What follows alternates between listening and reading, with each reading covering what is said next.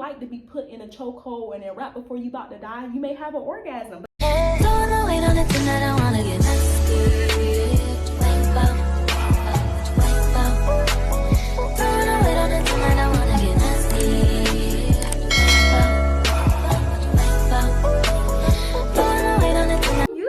Video, your girl is back again with another girl chat. If you're new to my channel, hey girl, hey. And if you're a returning subscriber, I don't even gotta say nothing because you know what's up, I know what's up, we know what's up, and that's on what? That's on period and Mary Had a Little Lamb. So as y'all can see by the title today, we're talking about sex, sponsorships, friendships. We talk about a lot. I had posted on my community tab a few weeks ago asking y'all to give me topics and ideas, and the girls came through, and I kind of just tried to choose some of the juicier topics because y'all did want to talk about men and self-care, but it's just like, we don't want to talk about that. Just let's get into the juicy topics. But without further ado, let's go ahead and talk about sex. And I really want to have this conversation because I really can have conversations about sex in a non-sexual way, if that makes sense, which is shocking, y'all, because growing up, discussions around sex or about sex were taboo. Like, my parents didn't sit me down to talk about sex. Like, we just didn't have those conversations. The only thing I remember my mother telling me in high school was just to not get pregnant. Like, that was a rule of thumb. Like, just don't get pregnant. Like, we didn't talk about anything around sex other than not getting pregnant, and that was simply it. And I feel like a lot of black households or just black families in general, like, they just don't have those conversations. I don't know, and maybe our parents, like my grandmother didn't teach my mother. That's why she told me we didn't really dissect and really get into depth in those type of conversations. I don't know what it is for other families, but that was the reason why I didn't have those type of conversations with my parents. And I'm assuming some of y'all haven't either. I know I have a lot of younger women watching me, so I feel like this is a very important conversation to have. The first thing I would like to say is it's just good to remember that no one is just good at sex, or no one just woke up a freak. Like, sex is like anything else. It's like driving a car, riding a bike. The more you do it, the better you get at it. Like, you have to practice. Like, no one just wakes up and they just this big bad wolf and they're just an expert on sex and they know all the tricks and tips. You know, you really have to practice. And I'm gonna give y'all my personal experience or just general tips on things I learned by just having sex. So a general tip, you know, have a healthier sex life is communication, foreplay, and just really knowing your body and what you do like and what you don't like. Like, if you're not able to make yourself come or to make yourself climax, how do you expect somebody else to make you climax or come? Like, you really need to learn your body and play with yourself, whether that's watching porn or playing with toys, or, you know, just really getting to know your girl. Like, really getting to know your girl downstairs and what she likes and what she don't like and what turns you on and what doesn't turn you on. Because I feel like that's where I used to go wrong in the bedroom. Like, you can't expect your partner to make you come or to make you have an orgasm if you truly don't know what you like. So I would say really get to know yourself and, you know, play with yourself and find out what you like and what you don't like. And tip 2 is communication. Have intercourse with people that you're comfortable with, because if you're not comfortable with somebody, it's impossible for you to be your freakiest, or it's impossible for you to really have an orgasm. Like, you want to be comfortable with the person that you're sleeping with. Like, you just really want to be comfortable and let them know, like, hey, I don't like this, hey, I don't like that. Like, that was my problem. Like, I used to be very submissive in the bedroom just simply because I didn't really know what I liked. Like, I knew what I didn't like, but I didn't know what I liked. So I used to just, like, you know, just be submissive, and I used to just let my partner just take control because I didn't know what I liked. But once I figured out what my girl liked downstairs, I started speaking up, and my sex life went from like a solid 7 to a 10 because I knew what I liked and I knew what I didn't like. Like, there's no universal rule that we all like the thumb in our butt, or we all like to be choked or just aggressive. And that was when I started speaking up, y'all. I had this one experience where somebody like literally tried to like choke me the fuck out during sex, and I was just like low. I don't like that. Your ex may have like that, or your past relation may have like that, but I personally, like, this is too much. Like, I don't like that. But hey, you know, different strokes for different folks. Like, you may like to be put in a chokehold and then right before you about to die, you may have an orgasm, but that's you. Like, I personally don't like that. So we really have to start speaking up in the bedroom and telling our partner what we don't like and what we do like. And also, foreplay is very important. Like I said, different people like different things. Some people are more kinkier, some people like anal, some people are into different things. So I think it's very important for you to just learn what you like and what you don't like. That's really all I have to say about sex. She just put sex with a question mark. She didn't really give me any direction to go into it. So I hope that helps you, girl. The next topic is sponsorships. And with sponsorships, she basically said how to get sponsorships. The best advice I can give you on how to get sponsorships is just post the type of content that you would like to be sponsored. So for example, I do, most of my sponsored content is around beauty products. Y'all know I post wig reviews. In order for me to receive those wig reviews, I started to put that out there. Like, I'm a big believer of what you put out, it will come back to you. So if you're gonna let companies know that you want free wigs, or you would like them to sponsor a wig review video or a hair review video by putting those type of videos out there. Like, I kid you not, before I had less than 1,000 subscribers on YouTube. I had about 500 subscribers on YouTube, and I remember wigs companies and brands hitting me up and they're like, hey Asia, we would like to sponsor a video. Like, they wasn't trying to pay me nothing but $30, y'all, but at the time I was grateful for them $30. I'm just like, yes, like, you know, I was doing my little synthetic wig reviews and the companies just started reaching out to me. So you don't have to have a big following on TikTok, Instagram, YouTube to get sponsored content. Like, you can literally have as little as 500 subscribers and companies will start reaching out to you. Or if you are in the beauty industry and you want to receive free makeup, start posting reviews of you doing your makeup. Like, you don't have to be using high-end brands from Ulta or Sephora. You can be using just, you know, drugstore makeup products, and I promise you companies will reach out to you. Like, I promise you. Like, just recently, y'all know, if you're not new to my channel, I post I've been posting clothing hauls, and that's simply because I want to get sponsored videos. Like, that's the type of content that I want on my channel, and I want to get sponsored. So what I had to do, I had to spend my own coin first, post those videos, and then I kid you not, after I posted my Shein review, the next morning when I woke up, y'all, I had maybe like 5 or 6 different brands in my emails trying to hit me up saying they want to sponsor my video, they want to work with me. And I'm not saying that I'm going to work with all those companies, because you do have to remember, every company is not for you. You have to be picky and choosy when it comes to your brand. I'm not going to work with all of those companies, but it was just nice to have options and to get those sponsorships. And I didn't just magically get that. I started putting that content out there, and I put it out into the universe, and then it came back tenfold. So yeah, if you want sponsorships, don't stress it, don't worry about it. Just put that type of content out there, and I promise you, brands are going to reach out to you. And another thing, before we get off this topic, I want to let y'all know to know your worth and add tax.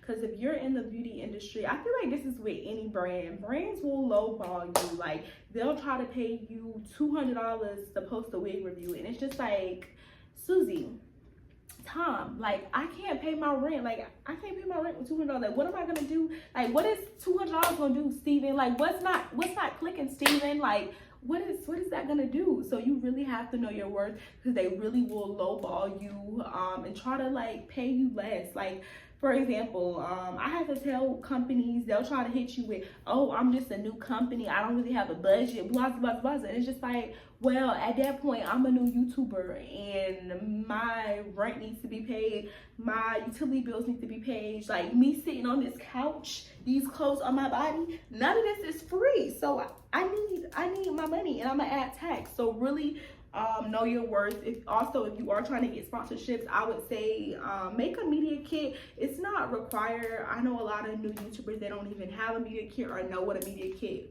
is, but some brands do request a media kit with your analytics and things like that. So make that.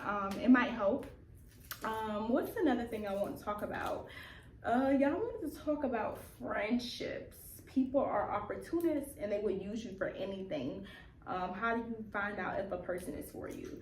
Okay, with friendships, the older I get, y'all, and I don't know if it's the champagne talking, but I'm so grateful. Like, the older I get, the more I realize that friends are like extended family members. Like, friends are important to have. Like, when I was younger, maybe like middle school, early high school, if I fell out with a person, it would just be like, all right, charges the game. It is what it is. Like, I didn't do anything wrong, and that's how I went to sleep at night. Like, if you did something to me and you got mad at me for it and we just not friends no more, or if you want to fight me because you like my man, and it was what it was. Like, Asia didn't care. Like, I slept just fine. Like, I didn't care. But the older I get, I realize real genuine people are hard to find. So I cherish my friendships. I really cherish them. And y'all know, based on my story times, I done had toxic people in and out my life. I have went through tons, I would say tons of friends. Like, one moment we friends, one moment we not friends. So it really changed the way I view people. But at this age, I feel like I have a good 8, probably, I would say I have about 8 solid friends. And some of them I've been friends with them since 2012, for over a decade. Some of them I just met within the last year or 2, and they solid. Another thing I want to touch on is timing. Longevity when it comes to friends mean nothing. That doesn't mean that you will ride or die, or that person is for you just because you've known them for 20 years. Like, I was just watching this girl's story time, and it was in Miami story time, y'all, and the girl was saying that she was friends with this girl for years, and then when she went to Miami, she basically gave her behind to kiss, and she kept saying in the video, oh, we've been friends for so long, so I would never thought she would do something like this to me. And it's just like, girl, it doesn't matter if you've been friends for 2 decades. Like, it doesn't matter if you've been friends for a century. When people are not genuine, people are not real, you have to go through things with people to really see their true colors. Like, you could be friends with somebody for 20 years, but y'all ain't never been through nothing. Like, you never been in the situation where your back was against, or her back, or their back was up against the walls for them to really show you who they were. So it doesn't matter about timing. It just matters about how a person makes you feel. Like, I have friends, it doesn't matter. We don't have to talk every day. Like, I haven't even talked to one of my best friends. I haven't talked to her in probably about a month, but I know if she called me right now, the vibe, the energy, it's gonna click. Like, we haven't talked, like we haven't went a day without talking, and that's what type of people you need in your circle. And also, when you have good, genuine friends and people in your circle, they can push you and they can elevate you, or they can put you in places that you would have never thought you would have been. So y'all, just cherish your friends. And y'all know what I always say, we don't deal with fake friends. So when people say how to deal with fake friends, we wipe our hand with it. I'm not dealing with a fake friend. I'm not dealing with anything fake. We not dealing with it. It's 2022. Y'all know how to deal with people. If you asking how to deal with a fake man, a fake friend, a fake thing, we're wiping our hands with it. We not dealing no more. And if you still dealing, you need to ask yourself why you still dealing with that person. Like, you don't want to let go, girl. That's why you asking. But what's another thing I want to talk about? That's all I really have to say about the friendship things. Cherish your friends, because real genuine people are hard to find. You honestly only get a few once in a lifetime. Like, people will switch up nowadays for clout, for attention, like the male gaze. Like, women will really switch up on you for a couple dollars, honestly. Like, just cherish your friends, y'all. If any of my friends are watching this, I love y'all. I love y'all. I love y'all. Y'all are like sisters to me, like sisters from another mother. Like, I genuinely love y'all. Somebody had a couple of advice scenarios on here.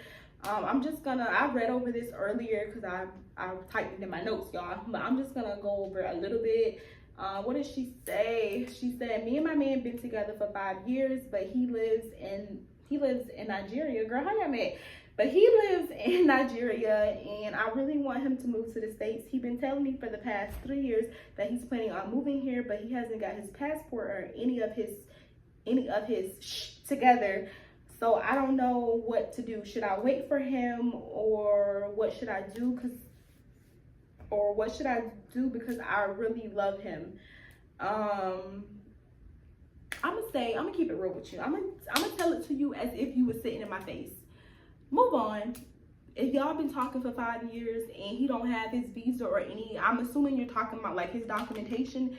If he don't have any of his documentation or he don't have his funds together to move, just move on. Like, it's like, I don't know, like life is too short to be waiting on anybody. Like, I'm just in a place in my life where I'm not waiting for NT1. If you don't have your stuff together once we meet, then I gotta go. Like, life is too short. Like, God forbid, but you could pass in a year from now, the next day, and you waiting on a man that's in Nigeria. I'm pretty sure, she didn't tell me where she was from, but I'm pretty sure, girl, wherever you at in the US, or I don't know, wherever you at in the world, there's a man out there for you. There's a man down the road for you. Like, just move on.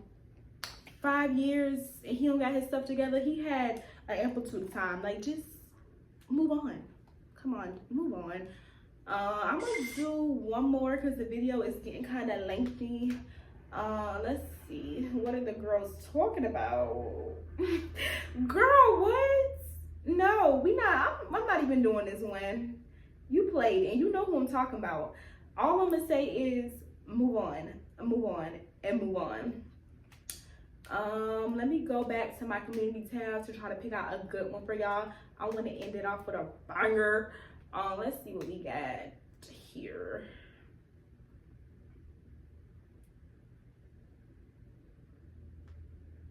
Oh, this is a good one. So somebody said, me and my coworker, we've been friends for the past 2 years. I met her at the job and we're starting to get really close, we're starting to get really close, but recently she's been moving funny and acting funny. I don't know if it's because she got a new boyfriend or if somebody's in her ear telling her that I'm talking about her or not, but I really don't know what to do. I was going to confront her, but I don't want to start anything just in case that's not the issue. Like, what would you do? Like, Asia, I really need your opinion and your advice. I love your videos, by the way. Thank you, girl. Thank you.